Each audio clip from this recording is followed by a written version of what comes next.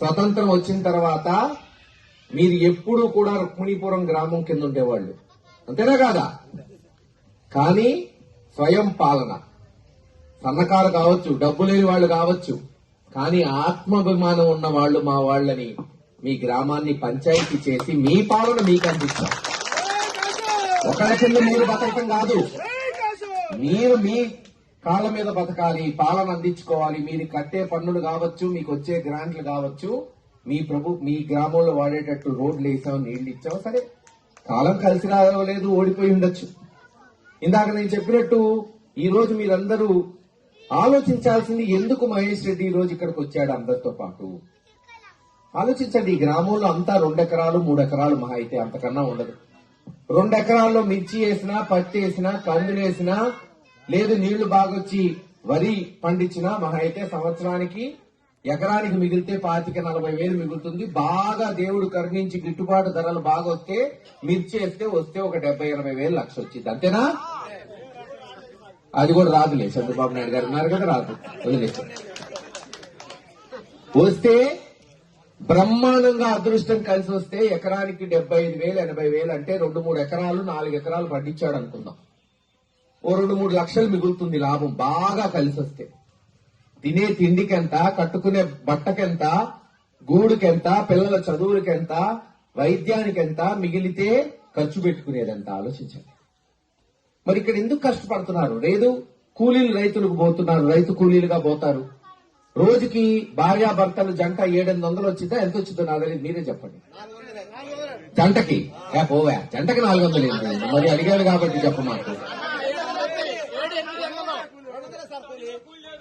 భర్తకి 200, భార్యకి 200. సరే, ఇంకొక 100 కలుపుతాం, పోనీలే కలుపుదాం, ఏముంది, 500 వచ్చిందా? 25 రోజులు పనిచేశారు, నెలకి 12,500 రూపాయలు. సంవత్సరానికి నిరాటంకంగా ఎండాకాలం కూడా పనిచేస్తే భూమి లేని రైతు కూలీలకు వచ్చేది 1,50,000 అక్షరాల 1,50,000. అంతే.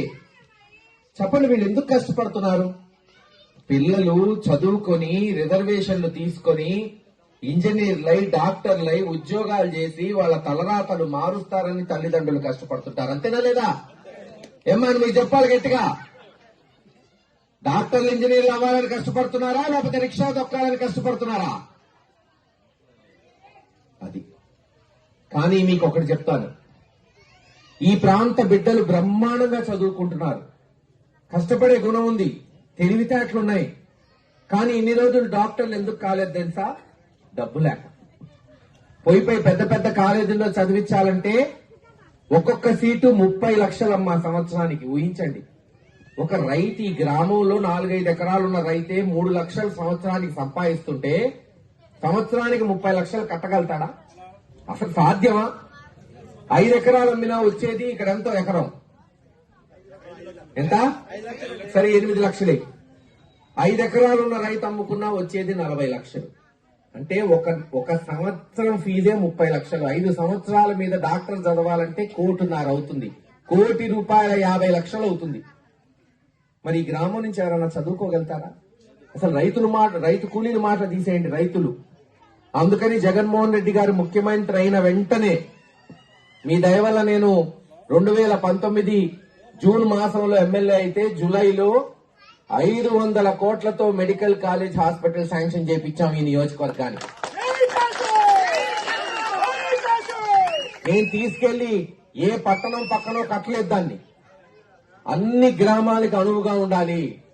ఇటు పిడుగురాళ్ల పట్టణం, పిడుగురాళ్ల మండలం, లేదు గురజాల, దాచేపల్లి, మరీ ముఖ్యంగా మాచవరం మండలం, వెనుకబడిన ప్రాంతం అంతా మండలంలో ఎస్సీ, ఎస్టీ, బీసీ, మైనారిటీ వర్గాలు ఎక్కువగా ఉన్న మండలం.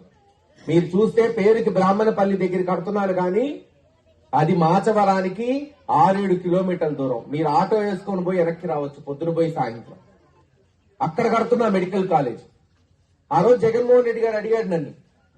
నేను మొట్టమొదటిసారి జూన్ లో గెలిచి జూలై మాసంలో ఆయన దగ్గరికి పోతే, ఏం కావాలి మహేష్, మొట్టమొదటిసారి గెలిచావన్నాడు. అన్నా, మా ప్రాంతానికి ఒక మెడికల్ కాలేజ్, హాస్పిటల్ శాంక్షన్ చేపి అన్నాడు. ఆశ్చర్యపోయాడు. ఏమన్నాడు తెలుసా?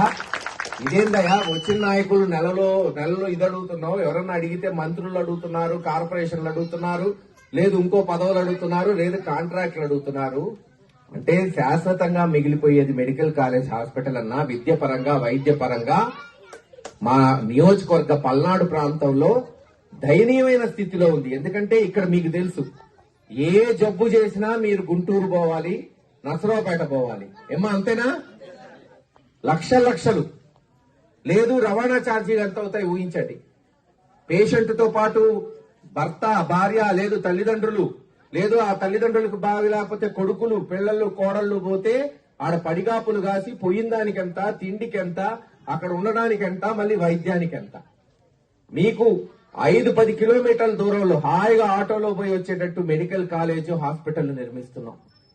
ఉచితంగా కాలు నొప్పి నుంచి గుండె నొప్పి వరకు అన్ని చికిత్సలు నయం చేసేటట్టు ఉచితంగా, క్యాన్సర్ తో సహా. అంతేకాదు, ఇందాక నేను చెప్పా వైద్య విద్య అన్నిట్లోకి ఉన్నతమైన విద్య, వైద్య విద్య, నర్సింగ్ కాలేజ్ కూడా అక్కడ నెలకొల్పాం. ఫీజు ఎంతో తెలుసా? ఆ కాలేజీలో గవర్నమెంట్ నడిపితే ఎంత? 15,000 రూపాయలు సంవత్సరానికి.